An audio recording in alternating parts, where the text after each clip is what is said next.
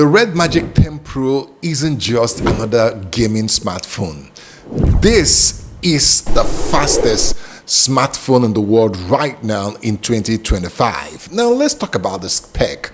It packs the Snapdragon 8 Elite. It crossed that 7,000 milliampere of smartphone battery thanks to that silicon carbon technology for lithium batteries. Then we can talk about 80 or 120 watts charging. Oh, and yes, it has a cooling fan inside. Should we call it a mini computer? I did compare it on benchmark with the iPhone 16 Pro running the A18 Pro chip.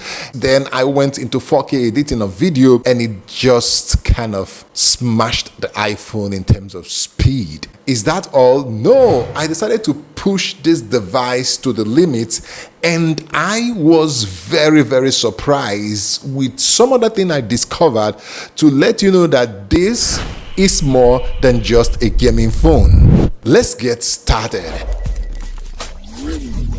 Okay, welcome back again to Smart Depot. Let's quickly start from the unboxing. Right from the unboxing experience, you get that feel of completeness. Everything is in the box. A free case for extra protection, 80 or 120 watts USB to USB-C fast charger, and the phone itself, it's so majestic.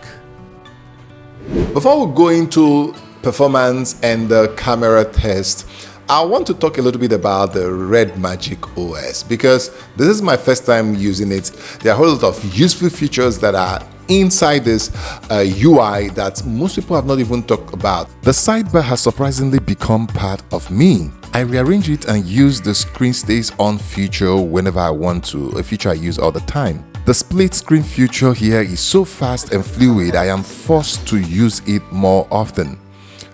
Everything in this phone is so fast. My brain is adjusting to how fast it is.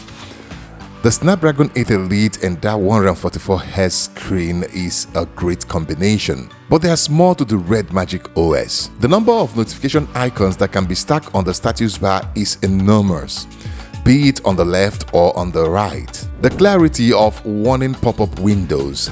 How about the volume control? When extended, you can easily access the ring, the vibrate or silent. All the volume controls are clear and easy to depict. How about charging animation and sound and the LED lights? It's lit. The RedMagic 10 Pro came with the latest Android 15 out of the box, but I was worried about prompt security updates. Well, I've already gotten 2 updates in 3 weeks. The Android security patch was upgraded to December 2024, which is very current. I did check for Google Play updates and it was on November 24, which is still fair. So let's talk a little bit about that under display selfie camera. This is about 16 MP, so let me show you some of the things it can do in good lighting. Indoors with decent lighting, and I am taking out that watermark that takes like 1/4 of the picture space. Now let's see how it compares to the iPhone 16 Pro.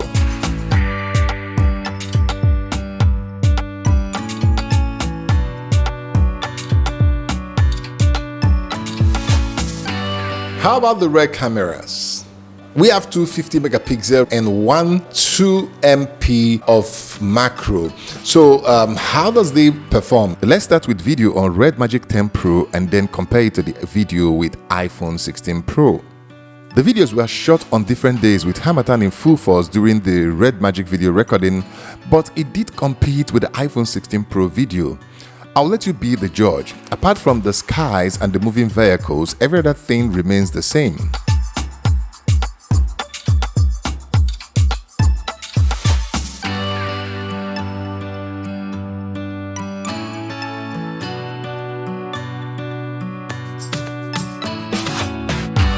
Then the indoor videos where the iPhone lens flare continues to ruin iPhone videos.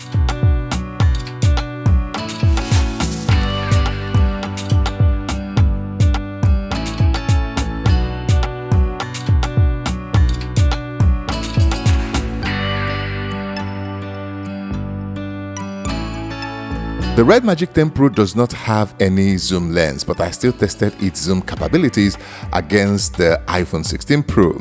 The difference was clear. I wish they replaced that 2 megapixel macro camera with at least 3x telephoto zoom lens. Now to outdoor pictures. The green looks greener on the RedMagic, but the iPhone got much more details and more depth or bokeh effect. The HDR on the RedMagic is better to me, but then this is the 2 megapixel macro lens. Maybe there's a reason why they put it there. However, the main camera on the RedMagic does compete favorably with the iPhone when it comes to close-up shots. Here's how they compare in portrait mode.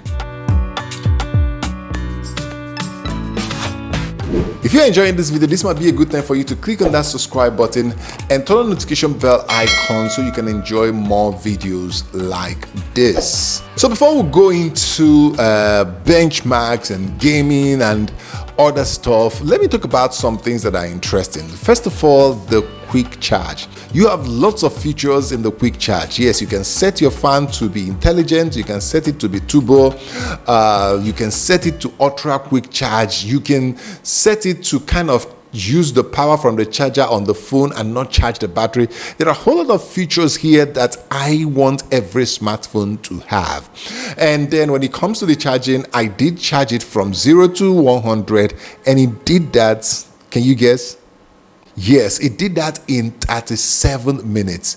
So from 0 to 100, and boy, this thing is so cool while it's even doing that quick charge thanks to the turbo fan that I set. To put it into perspective, 7.5 amps of current is passing through the charger into the phone battery, and I'm still able to use the phone editing videos on 4K, and the internal room temperatures was above 30 degrees Celsius, and it is still working thanks to that turbo cooling fan.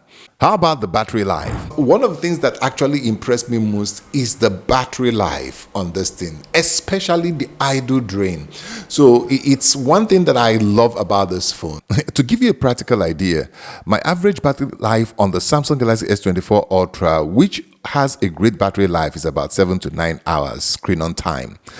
This phone is giving me over 7 hours screen on time where the battery is still at 50%. That is simply incredible. So let me give you a little bit of 3D benchmark, for some of you who like, kind of benchmarks.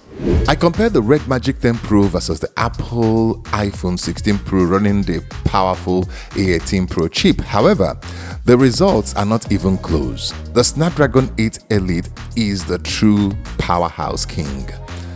Look at the smoothness of the 3D Mark test. It's literally obvious to the naked eyes how the RedMagic is so smoother. You can also keep your eye on the FPS scores. It's about double of what the Apple's A18 chip Pro is delivering on the iPhone 16 Pro. I ran this test with the air condition on and chilling, as the iPhone previous test results were so poor due to higher temperature and it was throttling badly. And the results? The RedMagic 10 Pro best loop score of 6,814 was about double the score of the iPhone 16 Pro best loop score of 3,706. Both devices at their best performance. The FPS stability of the RedMagic 10 Pro is way better compared to that of the iPhone 16 Pro. Here's Geekbench. My device has 16 gig RAM and 512 internal storage. Most likely the reason it didn't hit that 3 million mark on Antutu and 10,000 on Geekbench, but the 24 gig 1 terabyte model gets that score all day. However, I am happy with the scores that my device got because it did smash the iPhone 16 Pro. And when it comes to the gaming features, this device have a lot of gaming features that, of course, we know it was made for games, but you really need to feel it, from all kinds of things on the game space to down to the shoulder triggers that you can use if you are a racing fan. I mean, I went into real racing and I was racing Formula One, and once I got hold of these shoulder trigger buttons, I couldn't just but enjoy the game on another level. But let me show you some other things that are in the gaming features. I've never had a better gameplay experience on a smartphone than this. The game space rich features dedicated for gaming is just so awesome. The powerful CPU and GPU, then the cooling fan. It gives you the best, the sustain, the greatest game experience in phone. Of course, I know that there are some other devices that can use cooling fan to match this, but man, this has to be the best. This combination of a cooling fan, strong GPU and CPU makes the gaming experience so addictive, so captivating, and you can go as long as you want. If this video gets enough like, I'm gonna do a dedicated video for the gameplay as this one is getting too long. Let me know the game you want me to play in the comment section. How about trying to max out every game? Every game I tested, from Genshin Impact, Call of Duty Mobile, Call of Duty Warzone, PUBG, Asphalt 9, we are maxed out, and this thing was just moving, and it didn't even heat up. Of course, the fan automatically turns on when you're playing game, but damn, this is the real deal for gaming, and you don't have to put in extra fan at the back, like Rogue 9 to get the best of cooling. It is inside, it's inbuilt, and this is my bottleneck for me living in a hot zone when it comes to gaming. With my Samsung Galaxy S24 Ultra, the iPhone 16, they do get hot no matter, even if you are not on the casing. If you game an hour or thereabout, they get very hot. Now, you're not going to experience that with this phone. So yes, if you're a power user, if you're a gamer, this is the phone for you. And there are more features I've not talked about. It does have NFC, it does have infrared that I've already used it to turn on some of my old TVs as remote, the ability to display port up to 4K 60 FPS from this phone. There's USB 3.2 Gen 2 on this, and the copy speed, it has UFS 4.1. The copy speed is way faster than what I get on my S24 Ultra. And also there are features like the Smart Cast that is one of the fastest. I mean, I've used Android Cast default, but this one has very small latency, and then you can just connect cable if you want to just connect to your big screen, and there is no latency at all, so you can play your games on the big screen from your phone. Finally, before I go off here, so what are the cons for me? There are a few cons that are not deal breakers. The first con for me has to be the optical fingerprint scanner. Coming from the ultrasonic fingerprint scanner on the Samsung Galaxy S24 Ultra, that flashing light when you want to kind of read the fingerprint or go to the fingerprint zone at night could be very disturbing to the eyes. But if you master it and know where to place your hand, you're going to get over that. It's not as fast as ultrasonic, but it's fast enough as any optical fingerprint scanner could be. The next con for me is the speakers. It doesn't have deep bass, so that means that if you're coming from maybe flagship like the iPhones, Pros, Samsung Ultras, the sound of the bass is really not on par with them. But the treble and the mid-range is okay, so it does still have little bit of bass, but not as deep as you can get on the iPhone 16 Pros or the S24 Ultras. However, it makes up for it with the power it produces from earphone, and it has a 3.5mm jack. So I did connect RealFit 3 on both devices, and the RedMagic was sounding way louder and more bassy and more powerful than the iPhone, maybe due to the fact that these have Bluetooth 5.4 and these have Bluetooth 5.3. But yes, it makes up for that speaker when it comes to 3.5mm headphone jack and also a more powerful robust Bluetooth, the Bluetooth 5.4. Then finally, on the cons, the under display selfie camera cannot take portrait mode of any kind, so that might be a down for some people. But these things are minor, because what is driving me to this phone and what would drive many people to this phone is that speed, performance, and other rich features that this device already have. So my final word on this, this is not going to be the all-rounder best Android phones out there for 2025, but of course it has something that is going for it.